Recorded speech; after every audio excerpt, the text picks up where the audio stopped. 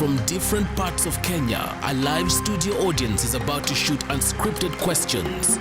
This is Agenda Kenya with Jason Nyantino. On Agenda Kenya tonight, Honorable Alfred Kangati, Assistant Minister, Office of the Prime Minister, Member of Parliament for Kandui. Honorable Jeremiah Kioni, Member of Parliament for Ndaragwa. Ambassador Tabitha Sei, Chairperson, Education Center for Women in Democracy, and Professor Peter Wanyande, Commissioner, Commission for the Implementation of the Constitution, CIC.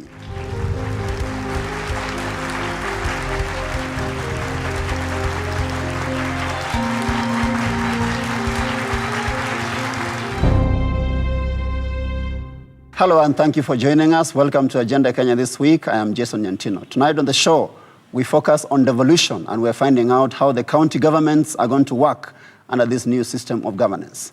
I've got people in the audience tonight coming in from different counties, namely Taita Taveta, Trans Nzoia, and Nairobi. You're most welcome to tonight's discussion. Over now to our first question of the evening from Gilbert Kitiyo, all the way from Kitale. Gilbert. How will the governor handle security issues in the county, yet his position is political? He's not going to victimize maybe those who never voted for him in one or the other. Thank you, Gilbert. I'll start with you, the Honorable Assistant Minister. We must first of all understand that the governor will not be running the county alone. The governor will be running the county together with the county assembly. Those are the replacement of councillors who have been elected, and they represent all people there. Then he will have the executive government, the executive arm of the county to deal with, to assist them. So I've had fears that maybe in certain areas, if a governor comes from a dominant ethnic group, he will marginalize the other groups, etc. But I don't think so. The governor will not be operating in a vacuum. The national security organs will also be there, and they will not be under the control of the governor. Honorable, are you saying that because you're probably eyeing the seat of governor for Bungoma? Not necessarily. I'm looking at it from the point of view that the governor is actually supposed to improve the administration of justice, bring more security. It should be an improvement. He should not be taking his people backwards. Right. Honorable Kioni, what's your position on this?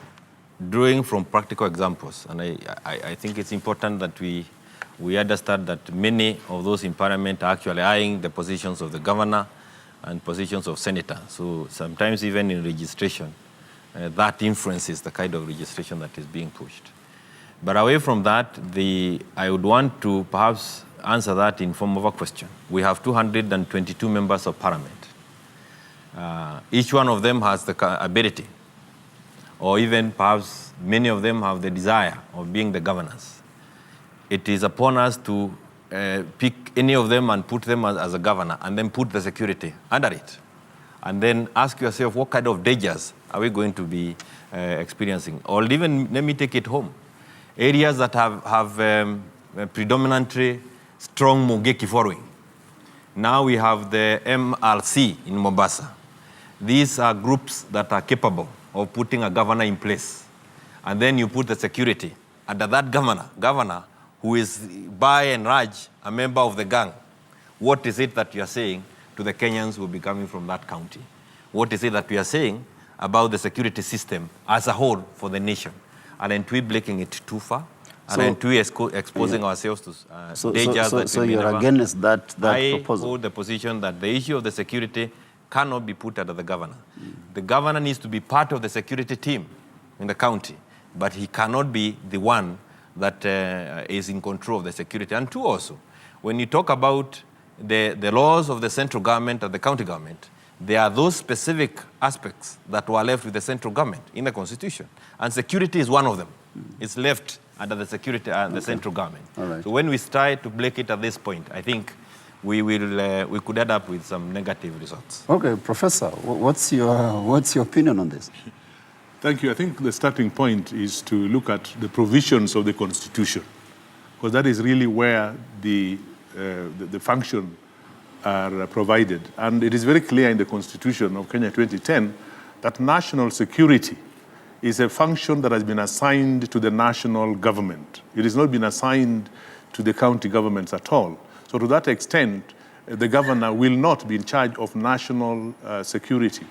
But we must also then remember, again arising from the Constitution, that Article 6 of the Constitution says that the national government and the county government are distinct and interdependent, but must work in consultation and in cooperation. So on matters of security, even though it is a national function, the national government in performing that function will have to cooperate, will have to consult the county government, which means, among other things, the government.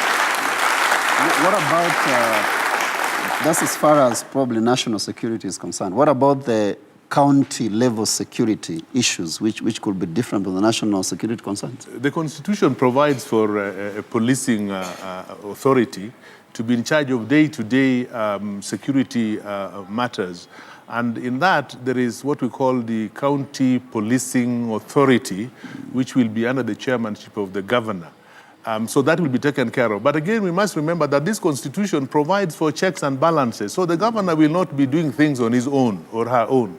He will be checked, and his powers will actually be limited by the Constitution. So he cannot arbitrarily make some of those decisions that will affect the country. All right, Ambassador, what's your position on this debate? I think when we talk of security, we are talking of security on a larger span and also local area.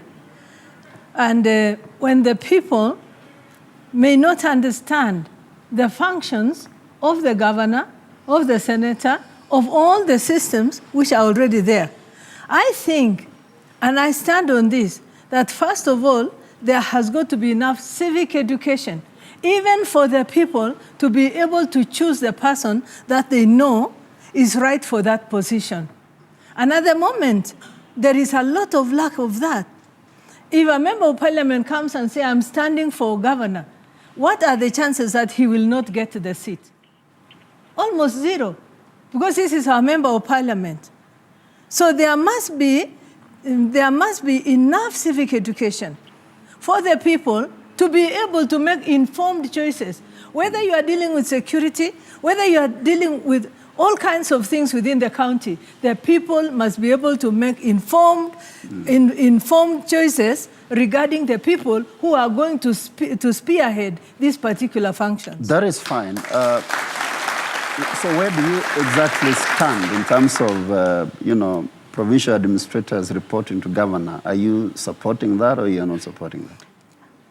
I support it to some extent, because if you again install the provincial government the way it used to be, you are most likely to have two parallel systems.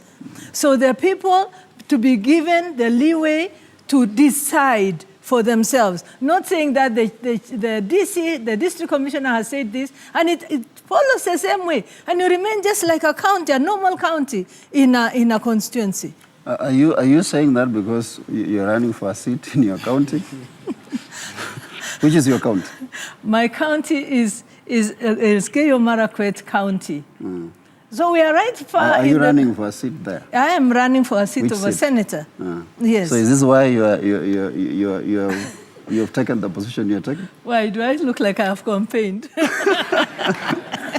No, I seriously think that this devolution has not been understood unless there are areas where people understand this fully. There has not been there's no civic education. People don't know what it entails. They don't know what the responsibilities are. As a leader in your county is Elgeyo Marakwet.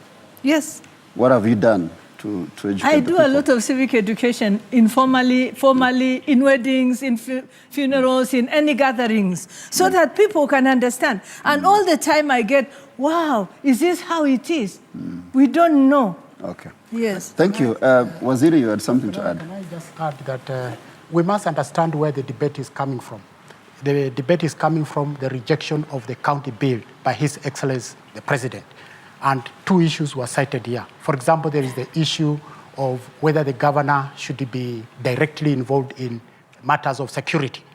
Now, we must look at other bills. We have the Police Service Act, a bill which was passed, Section 41. It has the provision of the governor chairing the county security authority, and a provision of 2 county assembly members sitting on that board. That is the same replica that was provided for in the county bill. Now, when it is in the Police Service Act, the president assents to it. When now it goes to the county bill, which basically deals with the devolution, then it is rejected. There is also the issue of the provincial administration, whether the DCs and all other people should report to the governor or not. Now, we must also look at what the provisions of the devolution, the principle of devolution. The principle is to make sure that the administration of the county is largely in the hands of the people. Now, if you look at both the provincial administration and the security arms there, you'll find that they're very unpopular.